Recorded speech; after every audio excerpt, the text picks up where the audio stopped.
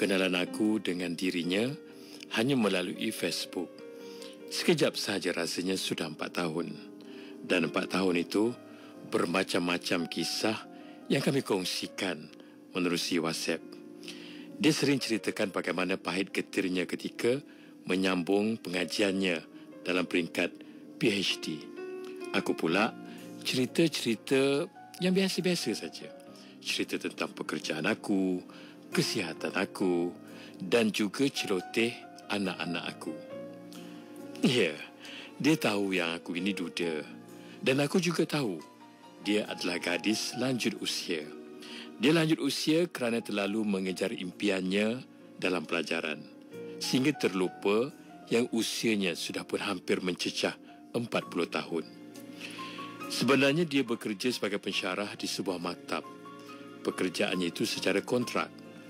Katanya dia lebih suka bekerja sebagai kontrak kerana tidak terikat dengan jawatan itu. Apabila dia mendapat jawatan yang setanding dengan kelulusannya, bila-bila sahaja dia boleh melepaskan jawatan pensyarah tersebut. Lagi pula, dia kurang berminat untuk menjadi pensyarah, tetapi dia lebih berminat dengan jawatan-jawatan yang melibatkan teknikal.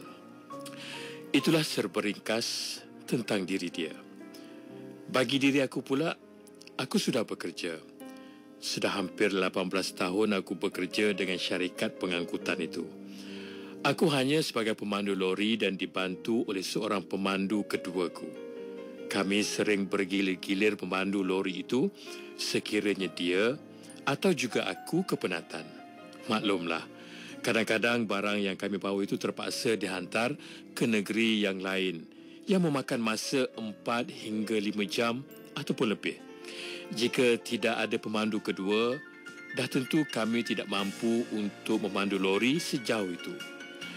Apabila dikenang semula tentang jawatan aku dengan jawatannya, ibarat jauh panggang dengan api. Jawatannya memerlukan kelulusan yang tinggi, sedangkan jawatan aku hanya sekadar menduduki SPM, Sijil Pelajaran Malaysia. Mulanya aku sudah nyatakan perbezaan antara kami itu. Namun, dia tetap tak kisah. Tak salah katanya jika kita berkawan. Apalah sangat yang ada pada kelulusan dan juga jawatan. Apa yang penting adalah kejujuran.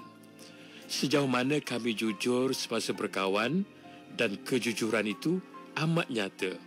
Jika tidak, dah lama persahabatan kami ini akan terlerai. Itulah kan, apabila berbicara soal hati, ia amat sukar untuk diduga.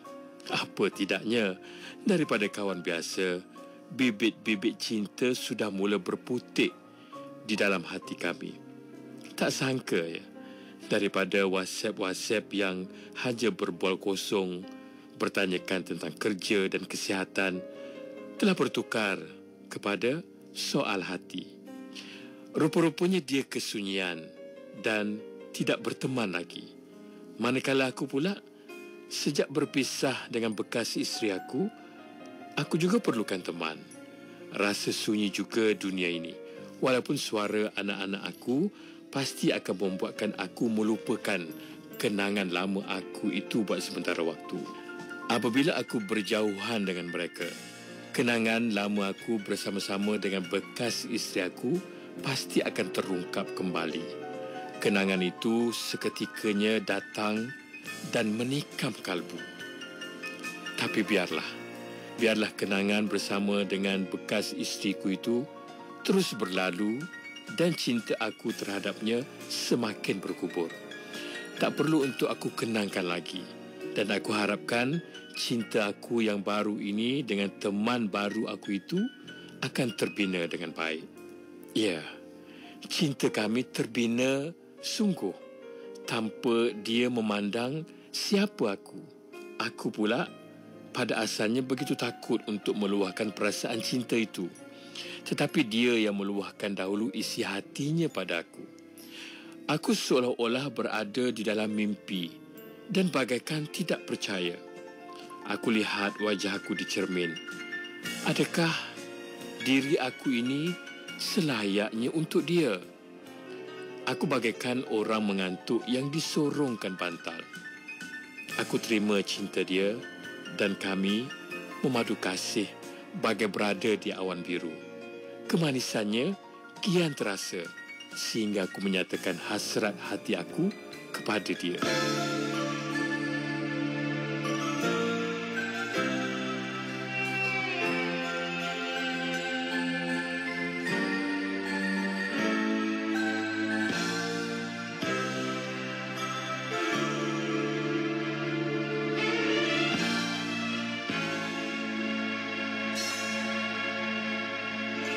Pertemuan ini bagaikan terbuka satu rahsia di dalam rahsia. Ketika kita sama di kota cinta, kenikmatan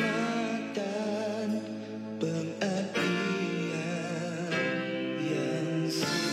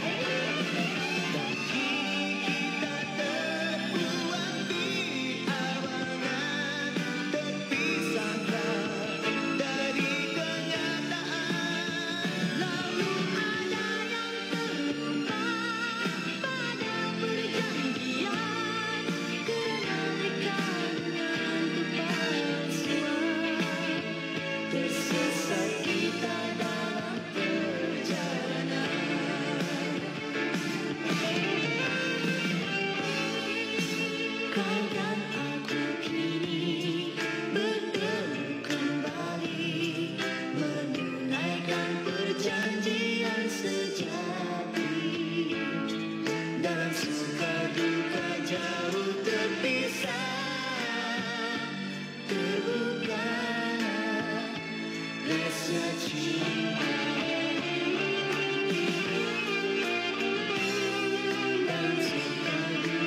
Jauh terpisah, terbuka rahasia cinta.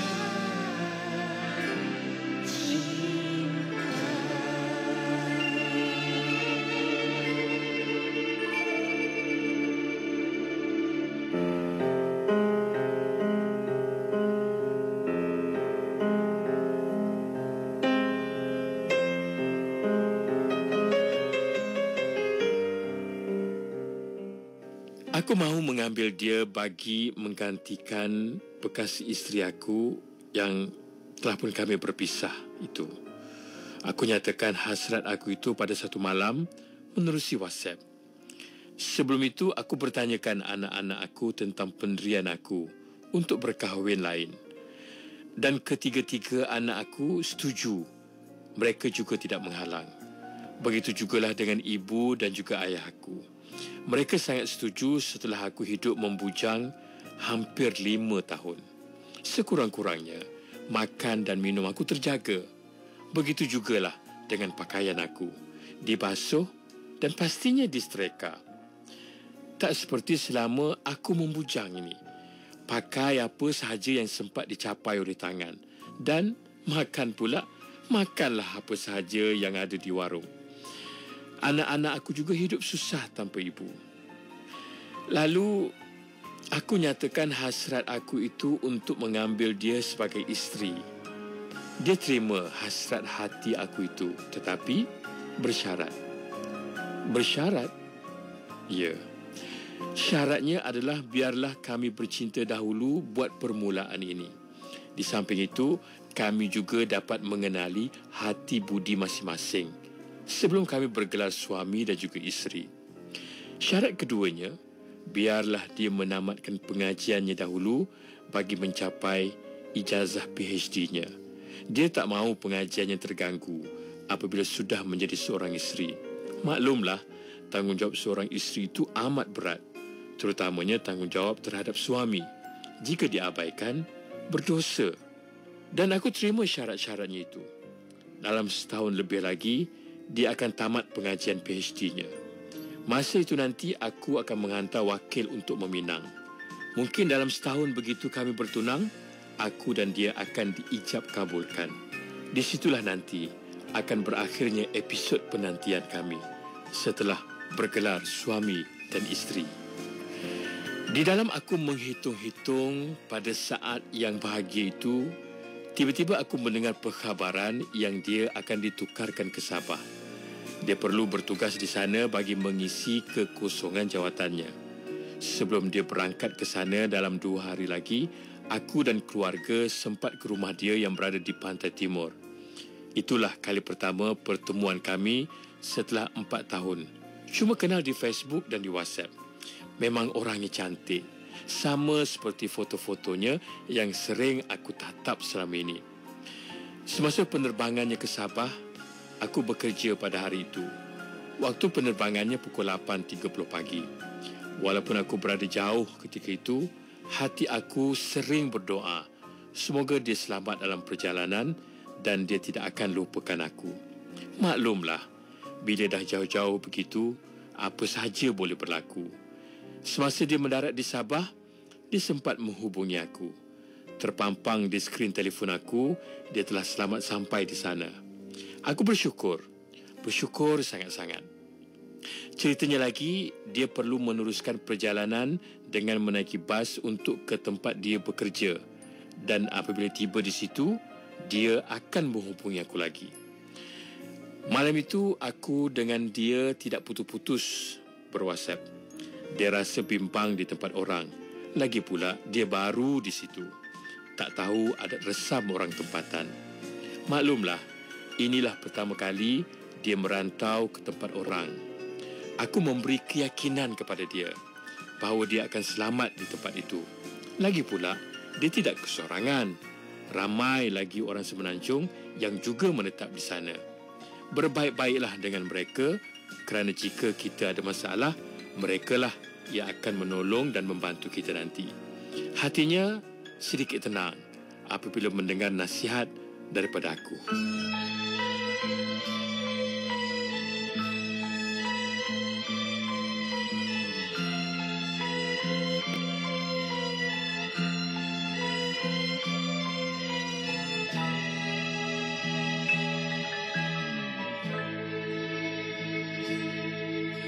Masa seandainya tak bisa berulang lagi,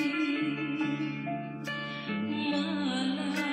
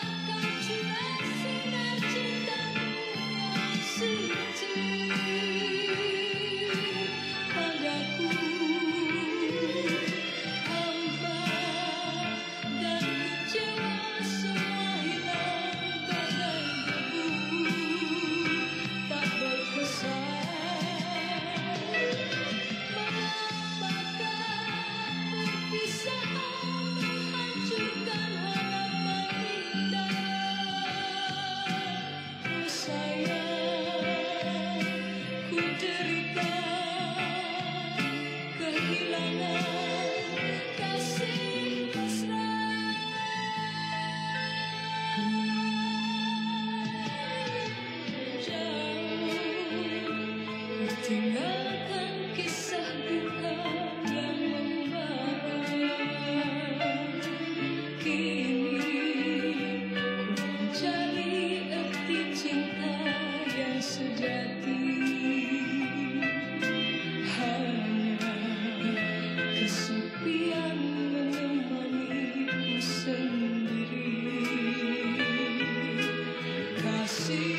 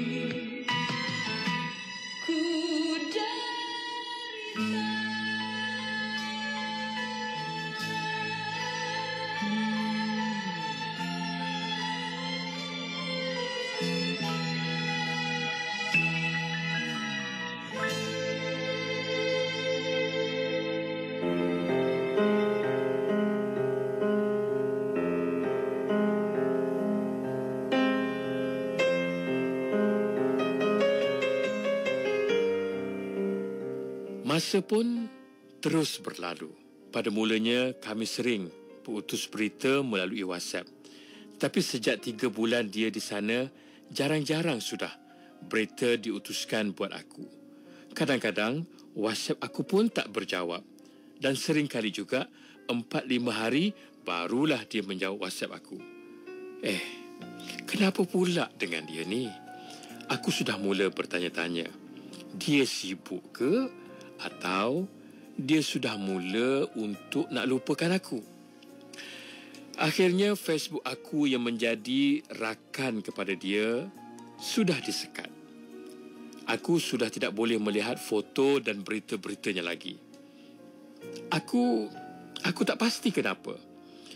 Apabila aku bertanya, dia menerusi WhatsApp, pertanyaan aku tidak dijawabnya. Aku terus bermain dengan teka-teki aku sendiri. Adakah dia mahu melupakan aku seperti yang aku ramalkan? Akhirnya, persoalan aku itu terjawab apabila rakan aku yang juga menjadi rakan Facebooknya menunjukkan suatu foto padaku. Aku terkejut apabila melihat foto itu dan nadiku berdenyut kencang. Tak mungkin, kataku. Rakan aku meminta aku untuk menerima hakikat bahawa itu adalah foto teman aku.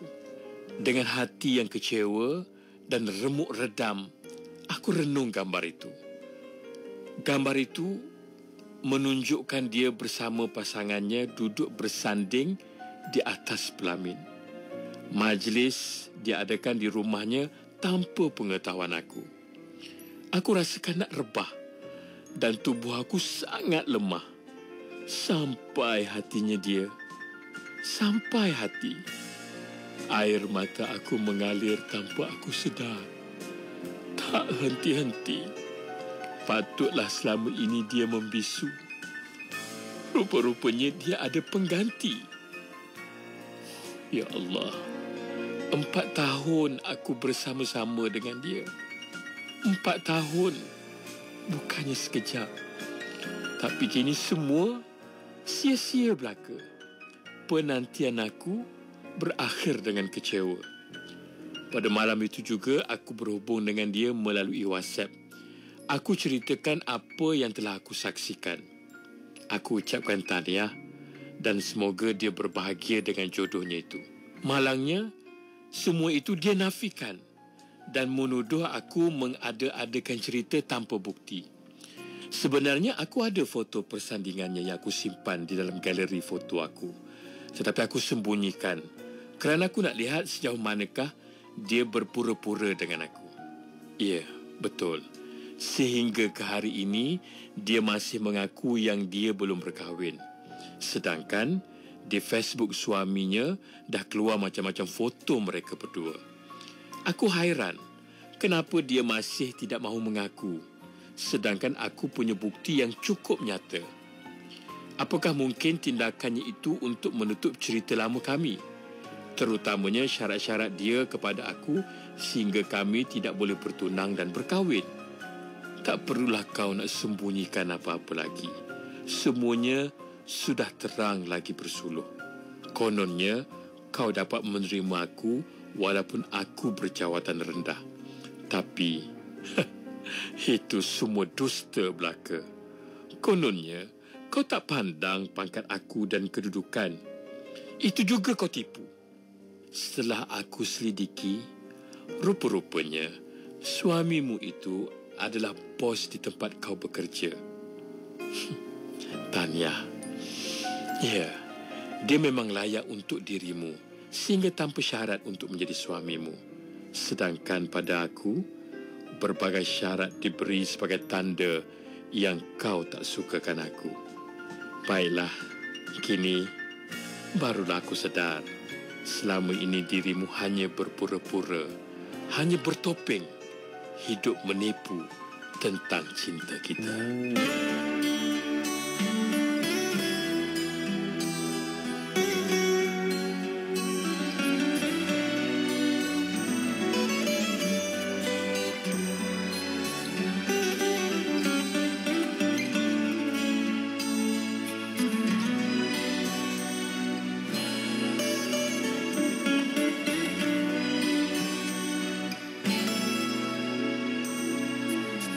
Izinkan dia